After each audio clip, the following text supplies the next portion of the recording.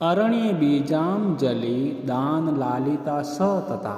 शब्दार्थ: अरण्य बीजाम जली दान लालिता, जंगली चावल की मूठियों के देने से पाले हुए, तथा च और वैसा,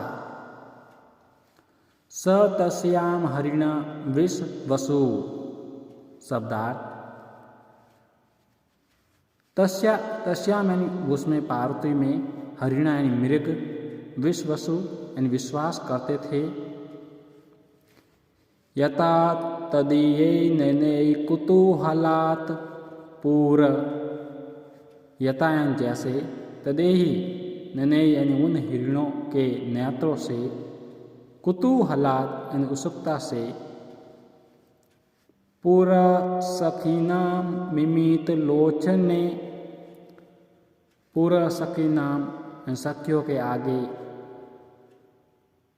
अमिमित नापती थी, लोचने दो नेत्रों को।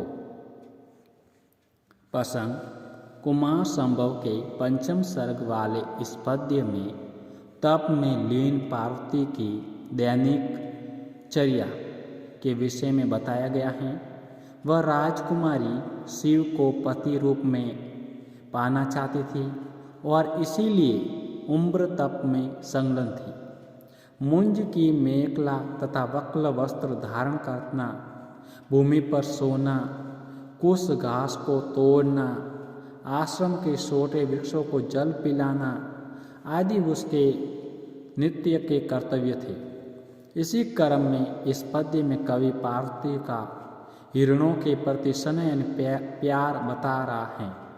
हिंदी अनुवाद: वन्य चावल की मूठियों के देने से पाले हुए हिरण उस पार्वती में इतना विश्वास करते थे कि वह उत्सुकता से उनके नेत्रों से अपने नेत्रों को सखियों के सामने नापती थी और वे भयभीत होकर भागते नहीं थे। कीर्ताभिषेकाम हूत जात वेद सम। शब्दार्थ: कीर्ताभिषेकाम यानी स्नान करने वाली, हूत जात वेद सम अग्नि में हवन करने वाली, तव गोत्रा संगवती मदी तिनिम।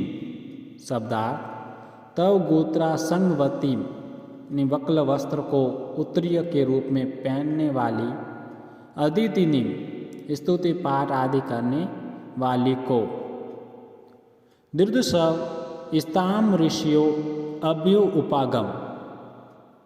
शब्दार्थ: दीर्घ ऋषव एंड देखने के इच्छुक, ताम यानी उस पार्वती को, ऋषि यानी मुनि लोग, अभ्युपागमन यानी आते थे। न धर्म वृद्धेषु वय समीक्ष्यते। शब्दार्थ: धर्म न एन नहीं, धर्म वृद्धेषु एन धर्म में बढ़े हुए लोगों में, वय यानी उम्र, समीक्ष्यते यानी देखी जाती हैं। प्रसंग: आदमी का कार्य या व्यवहार छिपता नहीं है। यदि वह अच्छा कर्म करता है तो लोग उसकी प्रशंसा करते हैं, और यदि बुरा कार्य करता है तो लोग उसकी निंदा करते हैं। तात्पर्य यह है कि प्राणी की सुख्याति या कुख्याति अवश्य फैलती है। पार्वती के साथ भी ऐसा ही हुआ। एक कोमलांगी राजकुमारी का तपस्वी जनोचित कठोर कार्य और तप देखकर लोगों को बड़ा आश्चर्य हुआ। उसकी कार्य प्रणाली और साधना अन्य व्यक्तियों के लिए उत्सुकता तथा प्रेरणा का कारण बन गई। अन्य ऋषि मुनि उसे देखने के लिए दूर दूर से आने लगे। कवि इसी का चित्रण यहाँ पर कर रहा है।